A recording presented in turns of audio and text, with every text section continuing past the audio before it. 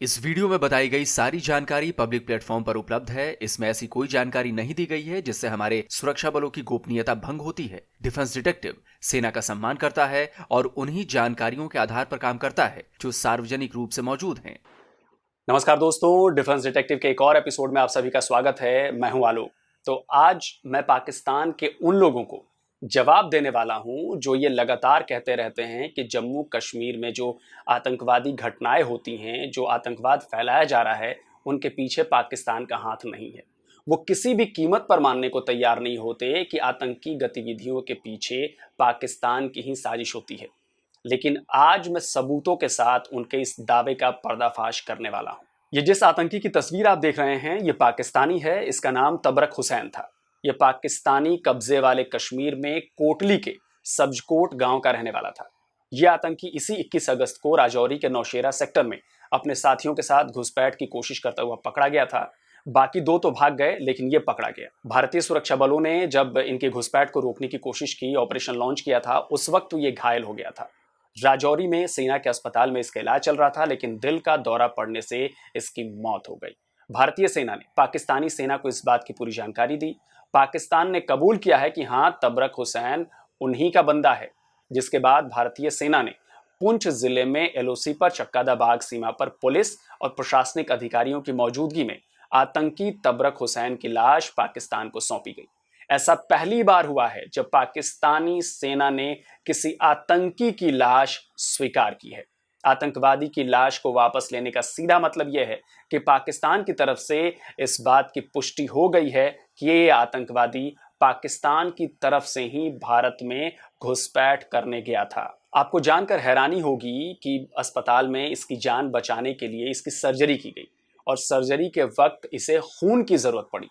तो इसे खून देने वाले भारतीय जवान थे।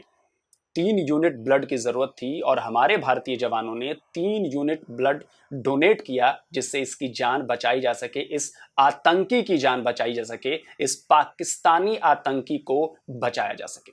तबरक हुसैन आतंकी संगठन लश्कर ए तैयबा का ट्रेंड आतंकवादी था और जैसा कि आप सबको पता है, पाकिस्तान हमेशा से जम्मू कश्मीर में आतंकवादी गतिविधियों में संलिप्त अपने नागरिकों के शव लेने से इनकार करता रहा है। लेकिन इस बार उसे अपने आतंकी की लाश लेनी ही पड़ी है। रविवार को आतंकी का पोस्टमार्टम करने समेत सभी दूसरी औपचारिकताएं पूरी कर ली गई थी। इसके बाद शव वापस करने के लिए पाकिस्तान की सेना से संपर्क किया गया। वो मान गए और फिर लाश उन्हें सौंप दी गई। लेकिन मरने से पहले इस पाकिस्तानी आतंकवादी ने अपना बयान रिकॉर्ड कराया और अपने बयान में बोला कि पाकिस्तानी सेना और पाकिस्तानी खुफिया एजेंसी आईएसआई के ऑफिसर्स ने किस तरह उसे तैयार किया, उसे ट्रेनिंग दी और उसकी घुसपैठ भारत की सीमा में कराई।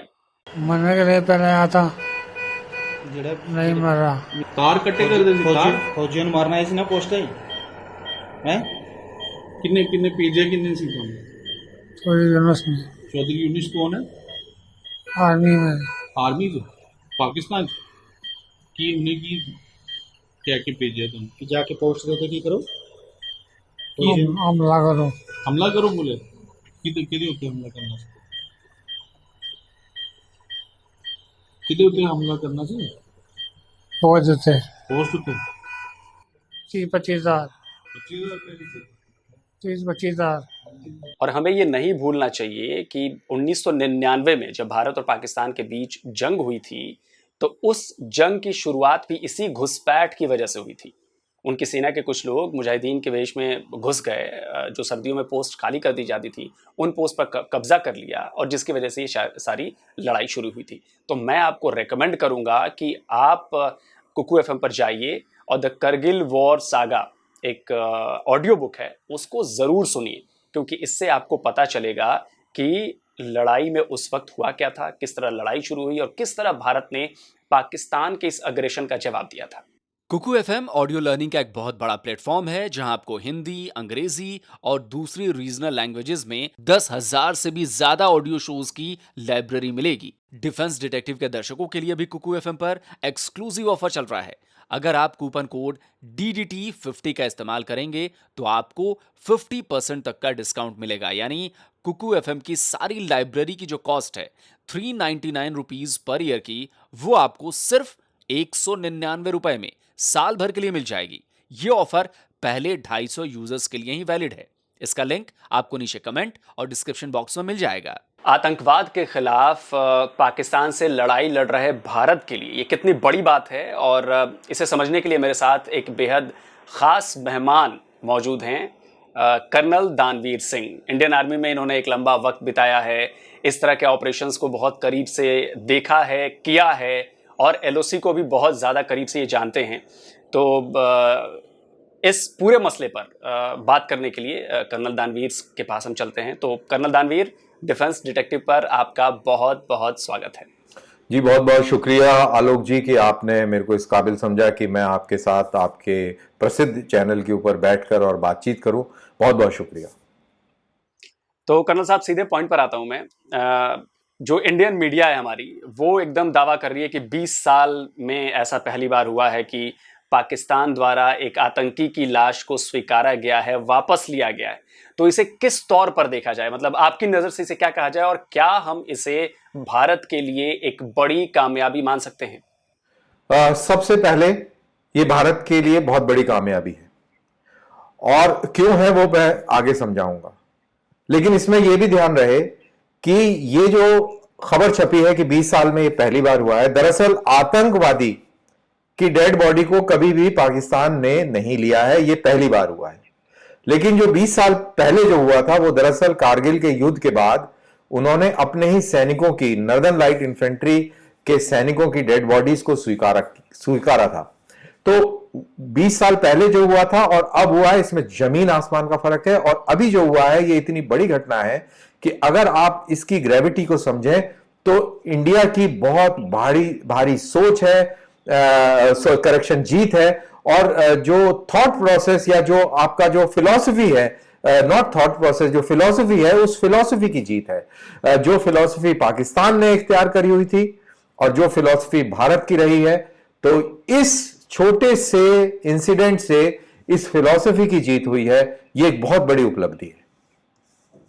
जी बिल्कुल कर्नल सर, क्योंकि मुझे भी याद है कि आज तक मैंने भी कभी नहीं सुना न पढ़ा कि किसी आतंकी की बॉडी पाकिस्तान ने ली है। और ये हम सब जानते हैं, आप तो शायद और बेहतर जानते हैं कि पाकिस्तान की तरफ से आतंकियों के घुसपैठ किस कदर कराई जाती है।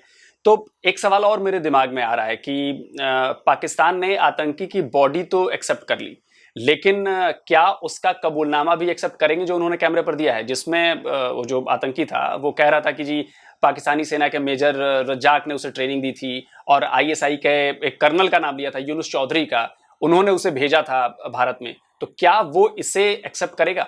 हाँ, मेरे को याद है, शायद उसने ये कहा था कि 30,000 रुपए इस काम को करने के लिए शायद उसको दिए गए थे, और उसने एक कर्नल और मेजर का नाम लिया था। तो अब इसको एक्सेप्ट तो नहीं करेगा वो, क्योंकि एक्सेप्ट करने का मतलब है कि ये उसकी ये आतंकवाद को भारत में फैलाना, भारत में आतंकवादी भेजना उसकी एक नेशनल पॉलिसी है, गवर्नमेंट ऑफ पाकिस्तान की ये स्टेटेड पॉलिसी है। तो वो तो मेरे ख्याल से नहीं करेगा।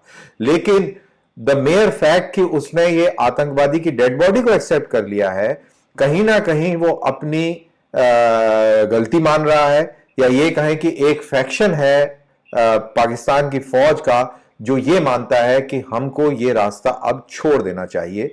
और इसके संकेत ज्यादा है, मेरा मानना है कि शायद ये इस तरफ को ज्यादा संकेत देता है। लेकिन जो आप कह रहे हैं कि वो इस चीज को मान लेगा कि जो टेस्टिमनी आतंकवादी ने दी थी इंडियन कस्टडी में जब उसका इलाज हो रहा था, तो वो तो मेरे ख्याल से नहीं मानेगा, क्योंकि अगर वो मान लेता है तो उसके बहुत ही डिफरेंट परिणाम पाकिस्तान को झेलने पड़ेंगे। तो ऐसा शायद वो नहीं करेगा। लेकिन क्योंकि उसकी डेड बॉडी को रिसीव कर लिया है, तो वो एक बहुत बड़ा संकेत है। और इनडायरेक्टली आप कह सकते हैं कि जो आतंकवादी ने कहा था उसको उसने माना है इनडायरेक्टली।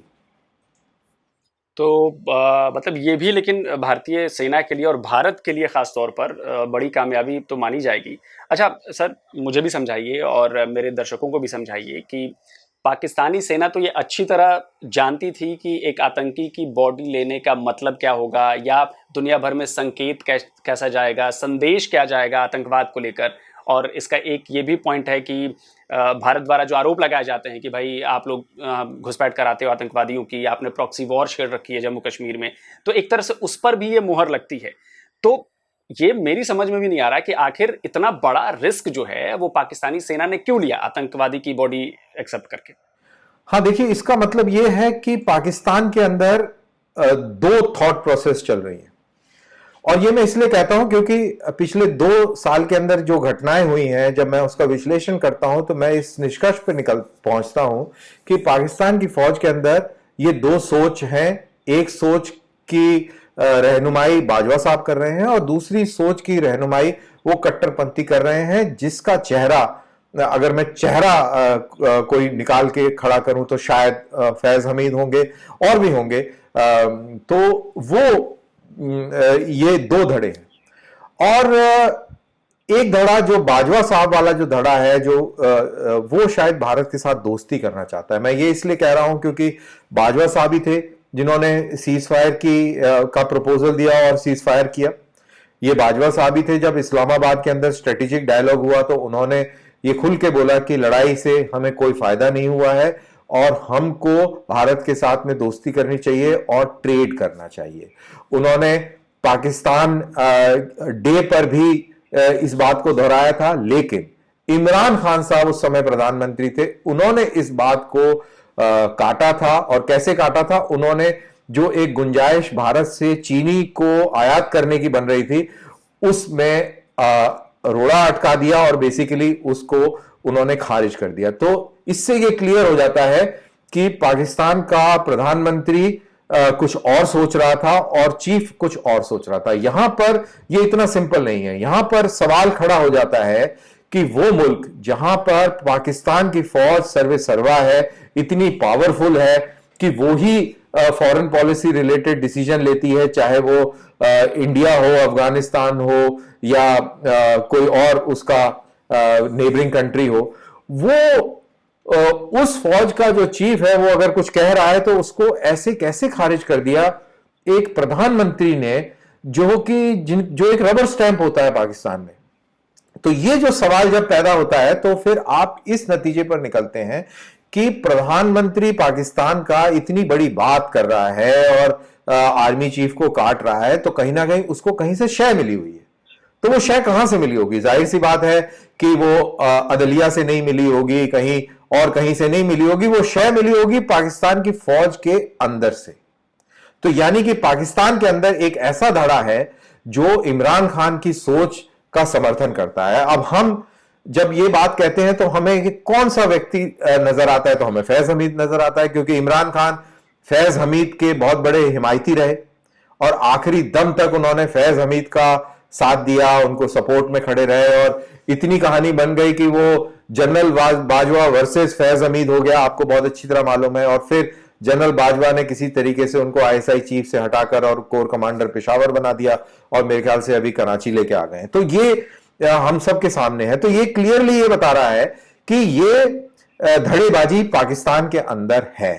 तो यही सब चीजों को ध्यान में रखते हुए, संज्ञान लेते हुए हम इस बात को मजबूती से कह सकते हैं कि जनरल बाजवा भारत के साथ पीसफुल रिलेशन चाहते हैं, तभी उन्होंने सीज फायर करवाया।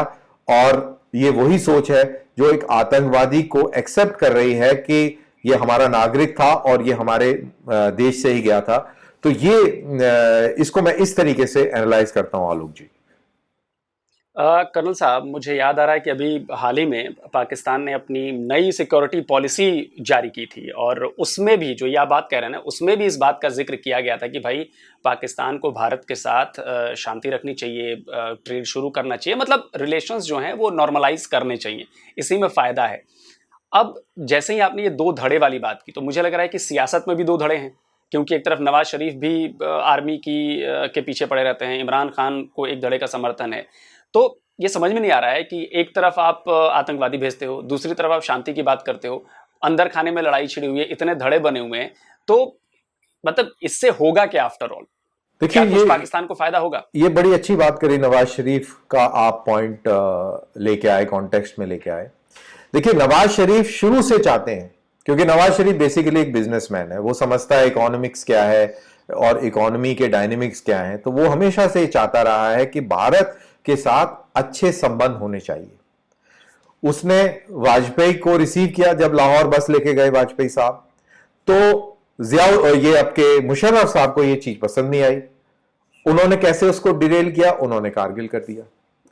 और कभी भी आप देख लीजिए, जब भी भारत और पाकिस्तान के बीच में कोई ऐसी पहलकदमी होती है जिसमें कि दोनों के रिश्ते जो हैं नॉर्मलाइज हो सकते हैं या नॉर्मलाइजेशन की तरफ बढ़ते हैं, तो कोई ना कोई आतंकवादी घटना हो जाती है, चाहे वो उड़ी की हो, पठानकोट की हो, ये हमने देखा।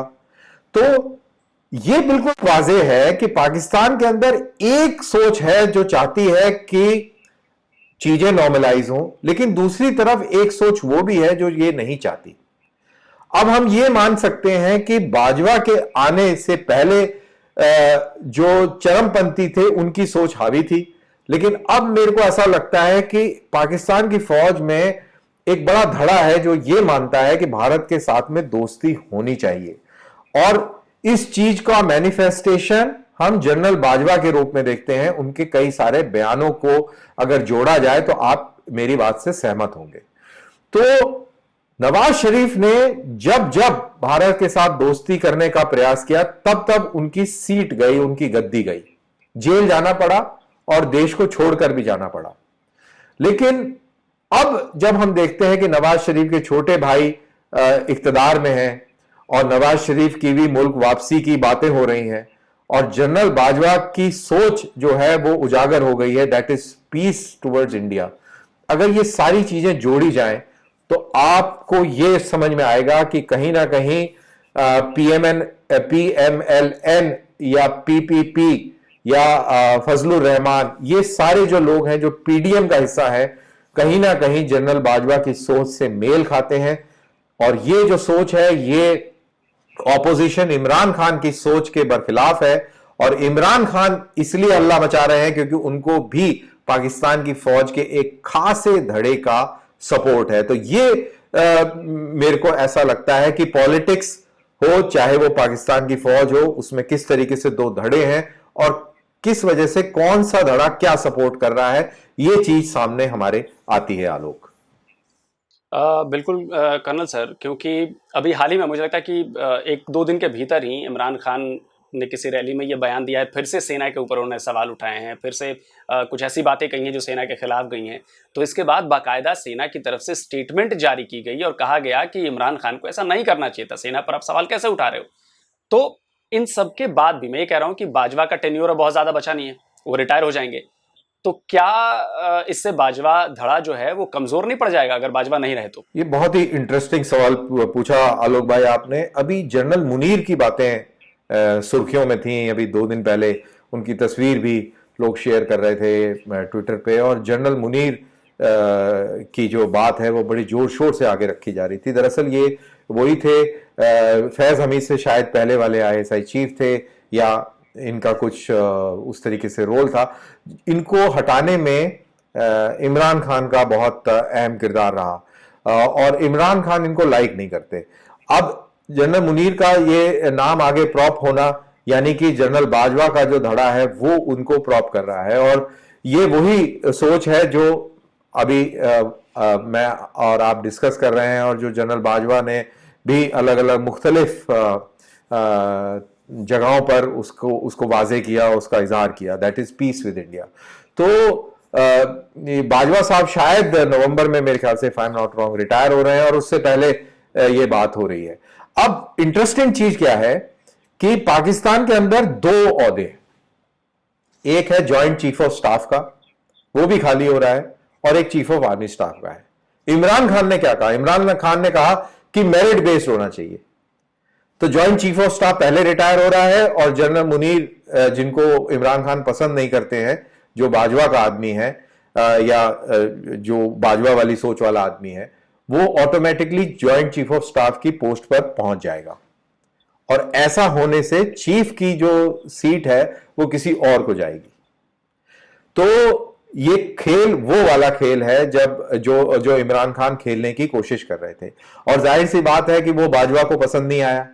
बाजवा को पसंद नहीं आया तो बाजवा की तरफ से वो मैसेज जो आप कह रहे हैं मैसेजिंग हो गई कि भाई आप अपना मुंह बंद रखें और आप हमारे अंदरूनी मामलों में दखलंदाजी ना करें।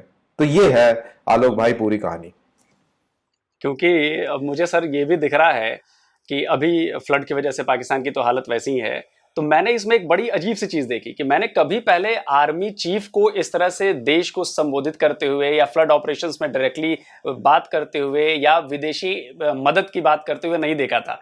और उधर इमरान भी यही कर रहे हैं, इधर ये भी कर रहे हैं। तो आप सोचो कि ये दो पैरेलल चीज़ें चल रही हैं। तो आपकी बात बिल्कुल मुझे साबित होती हुई दिख रही है कि दो धड़े हो चुके हैं। अब मेरा सवाल वापस मैं आता हूँ, जो आतंकी भेजा गया, जिसकी लाश भेजी गई, तो क्या इस घटना के बाद भारत जो है इंटरनेशनल प्लेटफॉर्म पर अपनी बात को और मजबूती से रख पाएगा और क्या पाकिस्तान को इस मामले पर आइसोलेट कर पाएगा? देखिए, पाकिस्तान पूरी तरह आइसोलेटेड है। अब सवाल यह है कि अगर पाकिस्तान के अंदर एक पॉलिटिकल स्टेबिलिटी आती है और बाजवा वाली जो सोच है ये जीतती है, ये जब जीतेगी जब बाजवा की सोच वाला ही अगला चीफ बनेगा, और ये जब जीतेगी जब वो पॉलिटिकल धड़ा इक्तदार में आएगा जो बाजवा की चीज को सपोर्ट करता है। तो ऐसी सिचुएशन में भारत पाकिस्तान को आइसोलेट नहीं करेगा, भारत पाकिस्तान को अकोमोडेट करने लगेगा, ये तो रणनीति कहती है। लेकिन अगर ऐसा ना हुआ और इमरान खान इक्तदार में आते हैं और आर्मी चीफ वो बनता है जो इमरान खान के धड़े वाली सोच का है, तो शायद भारत को इसी चीज का फायदा उठाकर, इसी चीज का संज्ञान लेकर पाकिस्तान को आइसोलेट करना पड़ेगा। और पाकिस्तान को आइसोलेट करने में यही चीज कि पाकिस्तान ने लश्कर तौयबा का फिदाइन हमलावर जो भारत के साथ इनकाउंटर में जख्मी होता है और हार्ट अटैक में रजौरी के हॉस्पिटल में उसकी मौत होती है, उसकी डेड बॉडी को एक्सेप्ट किया है। कहीं ना कहीं क्रॉस बॉर्डर टेररिज्म को उसने इंटरनेशनली एक्सेप्ट किया है। तो ये फिर हम उसको भुना सकते हैं और पाकिस्तान को आइसोलेट करने में ये हमें उस सिचुएशन में बहुत मददगार होगा। मतलब ये बतौर सबूत पेश हो सकता है। सर, एक चीज और मुझे जाननी थी कि अब जैसे एक्सेप्ट तो कर लिया, सब कर लिया, लेकिन क्या पाकिस्तानी सेना की तरफ से या पाकिस्तान की तरफ से कुछ ऐसा करके रोका भी जा सकता है भारत को कि नहीं, भारत की तरफ से भले हमने ले लिया है, बॉडी ले ली है, लेकिन इसका मतलब ये बिल्कुल नहीं है कि हमने ये मान लिया कि ये आतंकी था या ये भी था, कुछ ऐसा भी हो सकता है? हाँ बिल्कुल होगा, हो नहीं सकता है, ऐसा होगा, क्योंकि जैसा हम बात करें दो धड़े हैं भाई। अभी जब उनके जो फाइनेंस मिनिस्टर थे उन्होंने कहा था कि भाई बाढ़ हो गई है, हमें आलू प्याज टमाटर सब्जी इंडिया से इंपोर्ट करनी चाहिए, तो जैसे इंपोर्ट की बात हुई तैसे ही एक ट्वीट आ गया सेना की तरफ से कि भाई जब तक कश्मीर का मसला हल नहीं होगा हम भारत के साथ कोई तिजारत नहीं करेंगे। नाउ ये जो ट्वीट है, this is counter to what general Bajwa has been saying, उसके खिलाफ है। बाजवा साहब कहते हैं कि भारत के साथ ट्रेड होना चाहिए, दोस्ताना संबंध होने चाहिए, और लेकिन ट्वीट के हिसाब से ऐसा नहीं है। तो यानी कि कोई दो किस्म के धड़े काम कर रहे हैं, कोई एक कुछ अच्छा बेहतर करना चाह रहा है और दूसरा धड़ा उसकी टांग खींच रहा है। तो ये तो बिल्कुल क्लियरली जाहिर है, और मेरे को आश्चर्य बिल्कुल नहीं होगा कि कहीं ना कहीं से स्टेटमेंट आए कि ये जो व्यक्ति जो था ये दरअसल ये नहीं था जो भारत कह रहा है, ये दरअसल एक नॉर्मल आदमी था, और कुछ इस तरीके की बात होगी। और वो जो इन्होंने जो टेस्टिमनी जो इसकी रिकॉर्ड करके भेजी है वो जबरन कराई गई टेस्टिमनी है, और इस तरीके की कुछ ना कुछ उल जलूल बात आप जरूर सुनेंगे। मेरे को तो हैरानी है कि अभी तक आई क्यों नहीं है वो।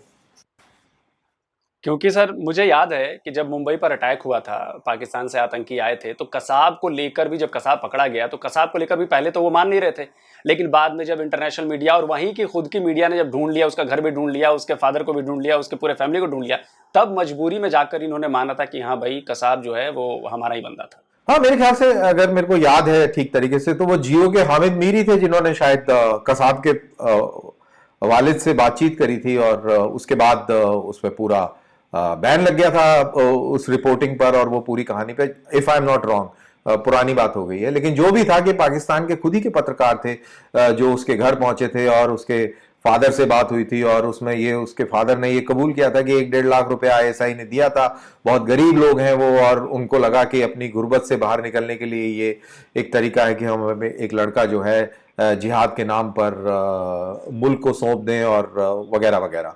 तो ये कार्रवाई है, ये सारी दुनिया ने देखी। कसाब की ये कहानी है। उसके बाद में अभी हाल ही में एक गुजरावाला का भी एक आतंकवादी उड़ी सेक्टर में पकड़ा गया था जिंदा, या बारामूला में कहीं पकड़ा गया था, जिसकी प्रेस कॉन्फ्रेंस हुई थी और उसने भी ये माना कि मेरे को कैसे कैसे मेरी ट्रेनिंग हुई और क्या हुआ ये वो वगैरह। तो ये जो वीडियोस आ रहे हैं और इंटरनेट और इन्फो टेक्नोलॉजी का जमाना है, सोशल मीडिया का जमाना है, तो ये पूरी दुनिया के सामने चीज उजागर हो रही है, ये छुपाई नहीं छुप सकती है। और पाकिस्तानी लोग खुद भी ये चीज देख रहे हैं कि जो हमें आज तक चूरन खिलाया गया है वो दरअसल कितना गलत था, हानिकारक था, पेट के लिए हानिकारक था, और इसी वजह से हमारे मुल्क को डायरिया हुआ है, तबीयत खराब है और बुरा हाल है। यही तो है।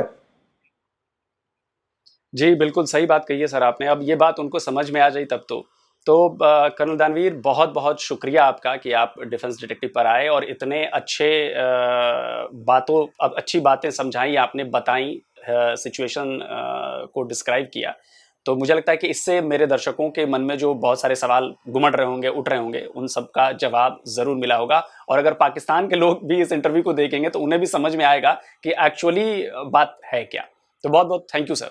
Absolutely, thank you very much Alok, thank you. तो कर्नल दानवीर की बातें आपने सुनी और इससे काफ़ी कुछ आपको क्लियर हो गया होगा कि पाकिस्तान द्वारा इस आतंकी की लाश को स्वीकार करना भारत के लिए कितना बड़ा प्लस पॉइंट है पाकिस्तान पर अपनी बात साबित करने का, कि भाई पाकिस्तान जो है वो आतंकवाद में शामिल है, भारत में आतंकवाद के पीछे पाकिस्तान सबसे बड़ी वजह है। तो मुझे लग रहा है कि इसका जवाब आप लोगों को मिला होगा। और चलते चलते मैं एक बार फिर से आपको याद दिला दूं कि भाई कुकू एफएम पर जाइए और द करगिल वॉर सागा है, उसको ज़रूर ऑडियो बुक को सुनिए। इससे आपको पता चलेगा हमारी सेना के अदम्य साहस और शौर्य का। और हाँ, जो मेरा कूपन कोड है DDT50, इसका इस्तेमाल करना मत भूलिएगा, क्योंकि इससे आपको मिलेगा 50% का स्पेशल डिस्काउंट कुकू एफएम पर। और ये सिर्फ पहले 250 यूज़र्स के लिए है। तो इसका लिंक मैंने डिस्क्रिप्शन बॉक्स में भी और कमेंट बॉक्स में भी दे दिया है, तो आप वहाँ पर जा सकते हैं और सब्सक्रिप्शन ले सकते हैं। तो जल्दी हाजिर होता हूँ एक और नए वीडियो के साथ। नमस्कार, जय हिंद।